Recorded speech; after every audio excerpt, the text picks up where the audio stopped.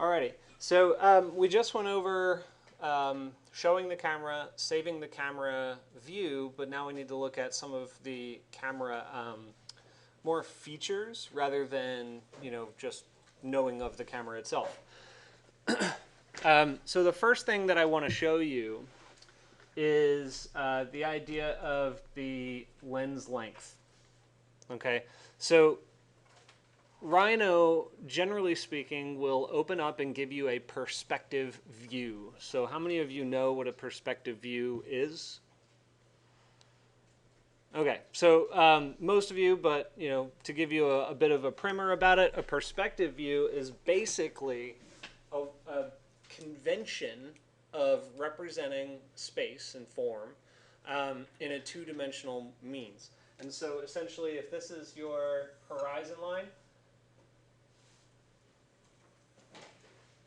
imagine that's straight. You basically will have these vanishing points that your object is going to project back to in order to give it three-dimensionality. So if you have a building in the front,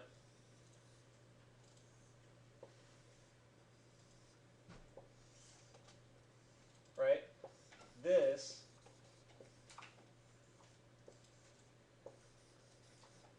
is your building, right? And you'll have openings and windows, and everything projects back to those points.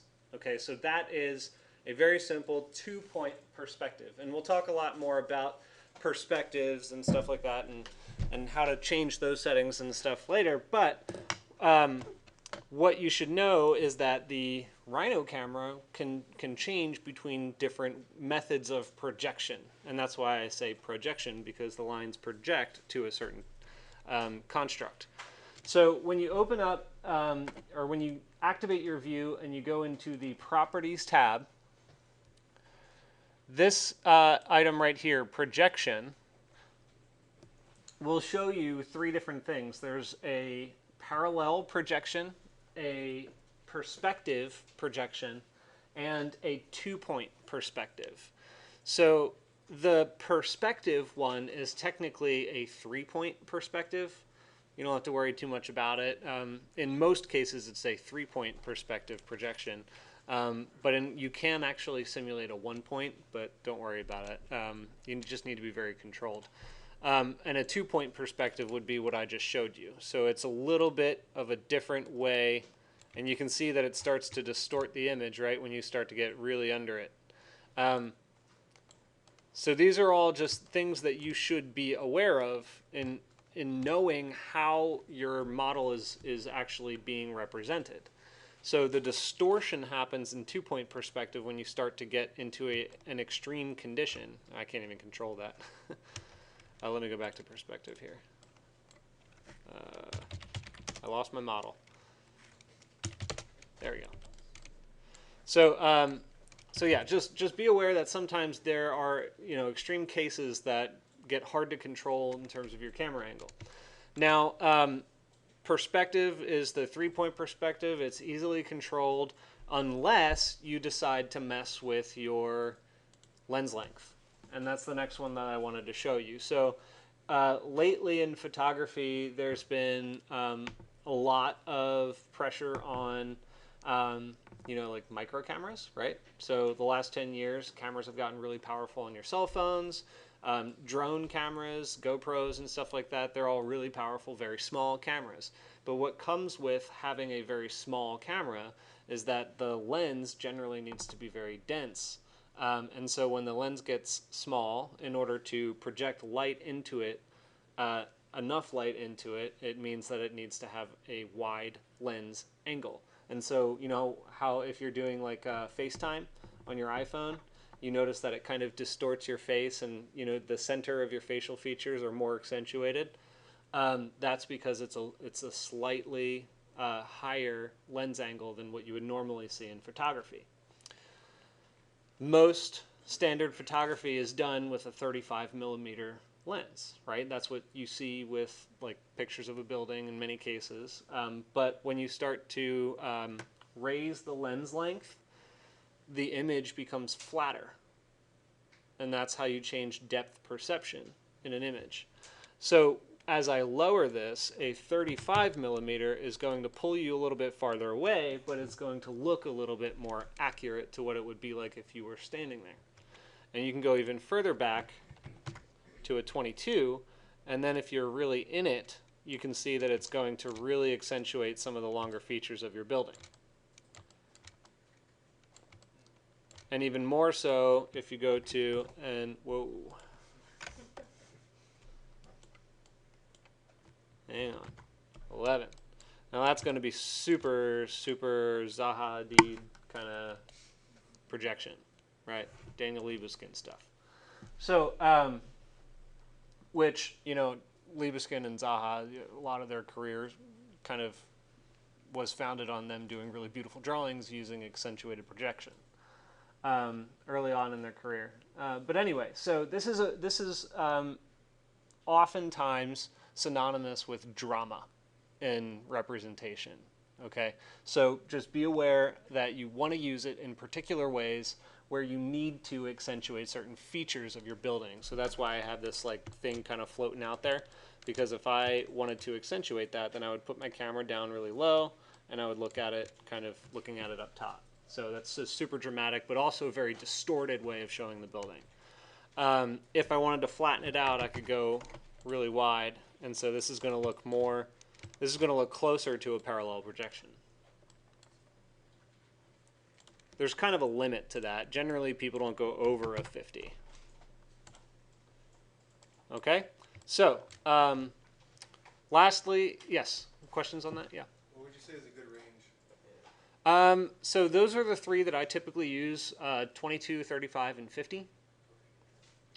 22, like I start at 50, and if I need a little bit more drama, I might explore it at a 22. Interior shots, I usually start at 22. And then 11 is just, generally you don't really use 11. Yeah, so if you guys are familiar with photography, the f-stop, like a 22 stop, 30, or no, I don't think that really works that way. I don't think that's the same. But somebody has equated that to it for me. Huh? Yeah, that's like more like light and depth. Yeah, yeah. So that's your... How far you want the light to reach.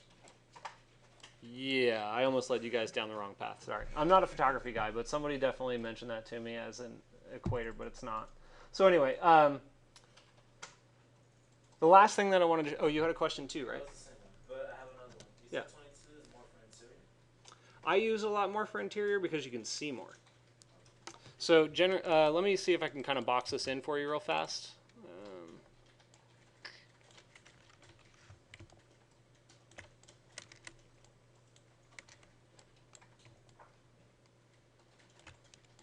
All right, so I'm just going to put me inside this space real fast. Right now I'm at 50. And if I go into the top view with my perspective view on, I can turn my camera on. And you can see sort of where my camera is positioned here. And so if I pull it way, way back, oh, whoops, into space, into the space, right? It's almost maxed out on the back wall. I can't, it's a pretty long space, but I can't really see much of it, right? I can see one panel, I can see half of the second panel, but in reality, I have 4 of those across the way. So I have the first panel, and I have the second panel here. So my camera actually cuts this space off right here. If I need to see more of it, then I'll change this to a 22. And then I can really see the rest of that space. All right.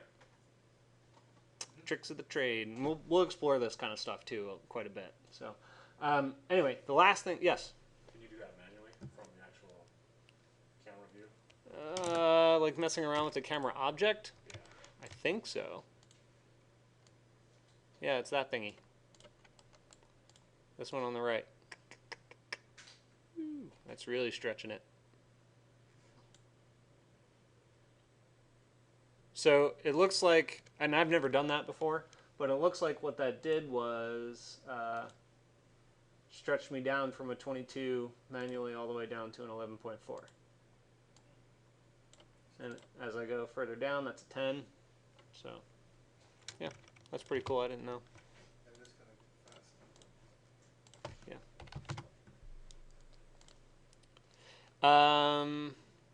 All right, any other questions on the perspective lens angle before I talk about this last one? Okay, so jumping to the last one then is parallel. So parallel, super cool, very Bauhaus, right? It's basically just your typical method, your conventional method of orthographic projection, right, or isometric projection. If you wanted to go, side, that's an orthographic projection. Everything's 90 degrees. But if you bump it up into an angle, it becomes isometric projection, provided you're using the proper camera elevation. So, and I don't, right now I don't want to go through the exact setup, but basically an isometric projection is where your bottom two axes are projecting backwards at 30 degrees from, a center point like this. So that goes 30 degrees up from horizontal. This is 30 degrees up. That's isometric. And if it's even more extreme, like that, actually it's very, very extreme, 45 degrees, you can actually get what's called an axonometric projection. Okay, and I'm not sure how much or if we're going to be utilizing axonometric or isometric, but you should be aware that axonometric projection is a popular representation technique in the field of architecture. So I do want you to know generally how to do it. Okay? Questions? So not much for you to actually do yet, but super fundamental stuff, and we are going to get a chance to play around with it a little bit more today. All right. So let me stop this, and then we'll move on to some more content.